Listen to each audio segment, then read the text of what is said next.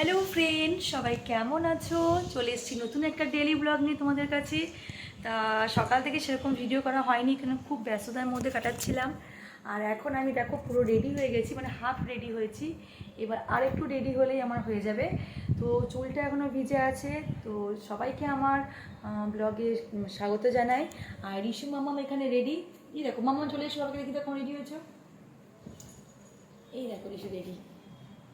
কিছুকে কেমন লাগছে তোমরা একটু বলো। জিন্সের প্যান্ট পরেছে আর টি শার্ট পরেছে, আর বিছানা চাদরটা পাতবো একটু পরে, সব তুলে দেওয়া হয়েছে। তো আজ হচ্ছে আমাদের বাপের বাড়ির পুজো, মানে মনসা পুজো। তোমরা হয়তো মনসা পুজোর ব্লগ আগেও দেখেছো। তো আজকে চলে এসেছি তো নতুন একটা ব্লগ নিয়ে।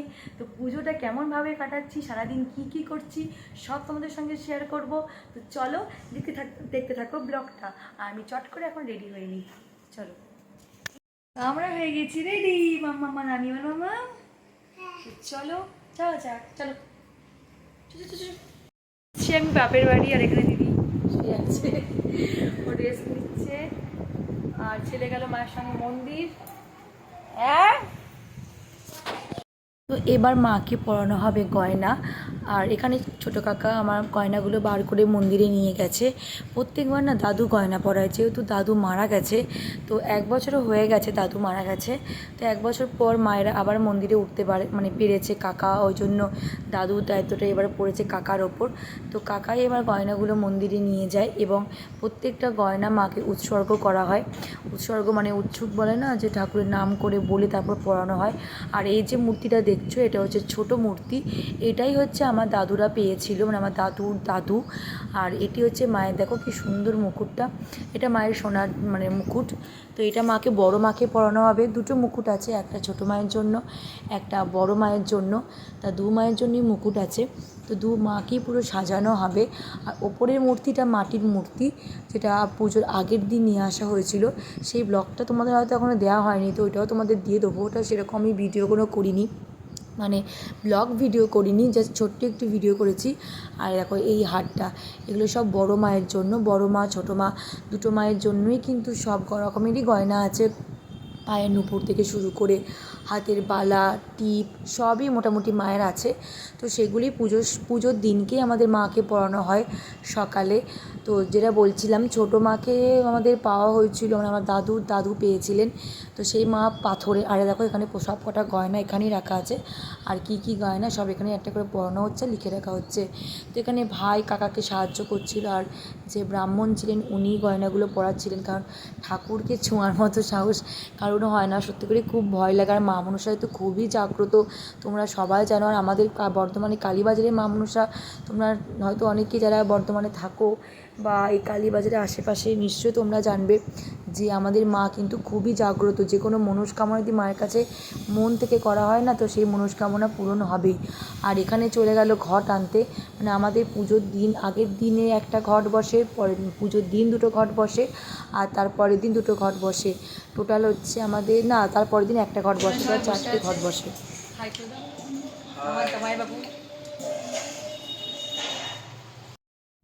মিমি কোলে চেপেছে নেই বলে না। কি খাচ্ছ মাম্মাম, কি খাচ্ছ? মটর বেশি খেতে নেই, পেটু লাগবে। তোমরা দেখলে যে ঘট ভরতে গেলে, এবার ঘট ভরে চলে এসেছে। আমাদের বাড়ির নিয়ম হচ্ছে, যখন ঘটটা মন্দিরে যাওয়ার আগে আমাদের বাড়ির মেয়ে বা বউকে সেই ব্রাহ্মণের পা ধুয়ে দিতে হয়। তো এইবারে ব্রাহ্মণরা আসবে, ব্রাহ্মণের পাটা এবার ধোয়াবে বোন।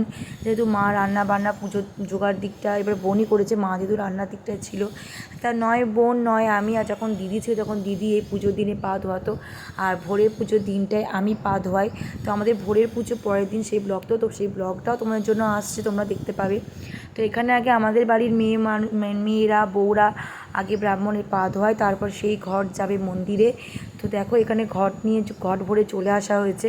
আর আমাদের না এই পুজোটা খুবই মানে আনন্দের সাথে পালন করা হয়। মানে দুর্গা পুজো অতটা আমাদের আনন্দ না হয়, যেহেতু এটা বাড়ির পুজো, অনেক আত্মীয় স্বজন সবাই আসে, তো খুবই মজা হয় এই পুজোটা। মানে এই পুজোতে আমরা মন ভরে আনন্দ করতে পারি। তো এই দেখো এবার আমার বোন পা ধোয়াবে। তো বোন পা ধোয়ার পর এই ঘট যাবে মন্দিরে, তারপর পুজো শুরু হবে। তো সেরকম মন্দিরের না ভিডিও তারপর মন্দিরে না আমার ইস্যুর জন্য অনেকটা যাওয়া হয়নি, তা মন্দিরে পুজোর ভিডিও সেরকম আমি করতে পারিনি, তোমাদের সাথে শেয়ার করতে পারিনি। আর মন্দিরে যেরকম পরিস্থিতি ছিল সেই পরিস্থিতিতে মানে ভিডিও করাটাও আমার পক্ষে সম্ভব হয়নি, কারণ আমাদের মা মনসার ভর আসে, সেই ভরের সময় যদি ফোন অন করি তো সেটা অনেকটা খারাপ দেখায়, তাই না? তোমরাই বলো। তো সেরকম ভিডিও করা হয়নি। তারপর দেখো এই ঘট নিয়ে চলে গেল মন্দিরে, আর এই যে ঘটের জল সেটা মাথায় ঠেকানো খুব ভালো, তো আমি আমার ছেলের জন্য রেখে দিয়েছিলাম, ছেলেকে মাথায় দেওয়া হয়। আর তখন ছেলে আমার সামনেই ছিল, তাই মাথায় দিয়ে দিয়েছে আমার বোন। এই যে আমার বোন আমার ছেলের মাথায় দিয়ে দিল। আর পরের ভোরেরটা এখন এসে গেছি ছাদে, আর ছাদে এত রোদ, মানে এলাম কিছু ভিডিও শ্যুট করার জন্য ইনস্টাগ্রামে রিলস আর ব্লগে। আর এখানে বাচ্চা পার্টি খেলতে আরম্ভ করে দিচ্ছে, তোমায় দেখাই, দাঁড়াও।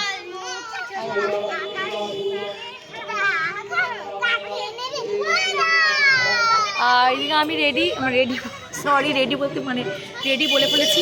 মন্দিরে হচ্ছে পুজো, তোমরা তো অনেকে ঢাকের আওয়াজ পাচ্ছ। আর চলো আমি ইস্যুকে এবার খাইয়ে নিই চট করে, এখন 1:30টাও আসতে যাচ্ছে, ইস্যু খাওয়ার টাইম হয়ে গেছে। আর আমি ছাদ থেকে এসে নিচে এসে দেখি এখানে শুরু হয়ে গেছে আমাদের ভিটে পুজো। আগে আমাদের ভিটেতে মা মনসার পুজো হয়, তারপরে গিয়ে মন্দিরে পুজো হয়। তো এখানে ভিটে পুজোটা সম্পন্ন করছে, আর এখানে আমার ঠাকুমা কাকি সবাই রয়েছে। তা যেহেতু প্রচণ্ড সাউন্ড মানে ঢাকের আওয়াজ, তার জন্য আমি সাউন্ডটা পুরো মিউট করে দিয়েছি।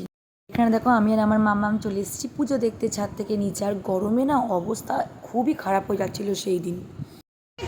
সন্ধ্যেবেলায় দেখো আমরা কী দেখতে এসো, তুমি কী দেখবে বাবা? ছাগলে পাঁঠা, ওঠা কালকে বলিয়ে পাঁঠাটা দিদি এখানে রিশু ছাগলকে পাতা খাওয়াচ্ছে এখানে। কামড়ে দেবে, হাত কামড়ে দেবে বাবু। কালকে এই পাতাটা বলি হবে। খাচ্ছে না, ওই পাতা খাবে না, কাঁচা পাতা দাও।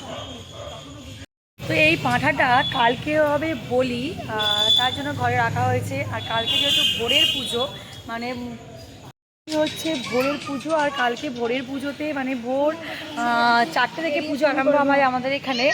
তো তার জন্য একটু বাজার যাব, পুজোর বাজার করতে। আর এই পাঠাটা কালকে সকালেই বলি হবে। তো তোমাদেরকে মন্দিরটা দেখায়, সকাল থেকে হয়তো মন্দির তোমাকে দেখাতে পারিনি, তোমাকে এখন দেখাচ্ছি।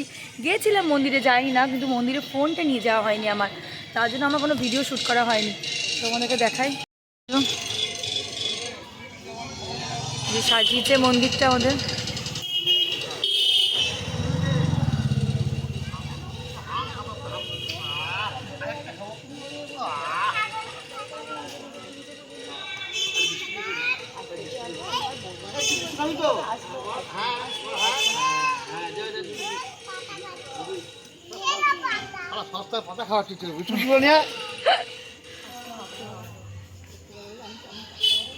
মামাম কি করছো?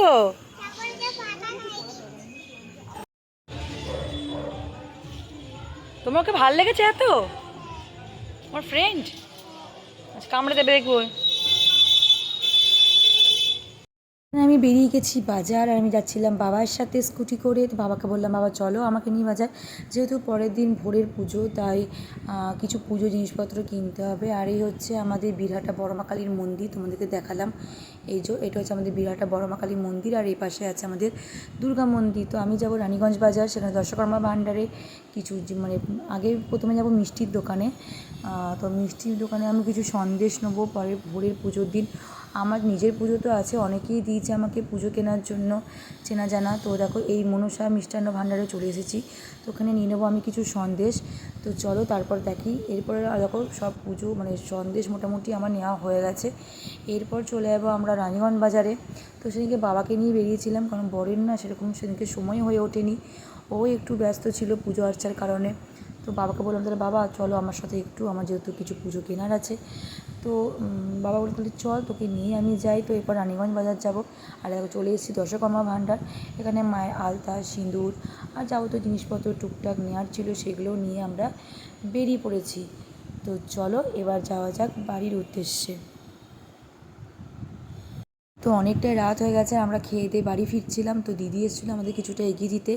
তো ব্লগটা আমি আজকে এখানেই শেষ করছি। তো পরের দিনের জন্য আবার নতুন ব্লগ আসছে, পরের ভোরের পুজোর দিনের ব্লগ আসছে, তোমরা দেখতে থাকো। আর প্লিজ চ্যানেল থেকে যাওয়ার আগে, ভিডিও শেষ করার আগে চ্যানেলটাকে তোমরা সাবস্ক্রাইব করে দিয়ে যাও। তো আজকের মতো টাটা।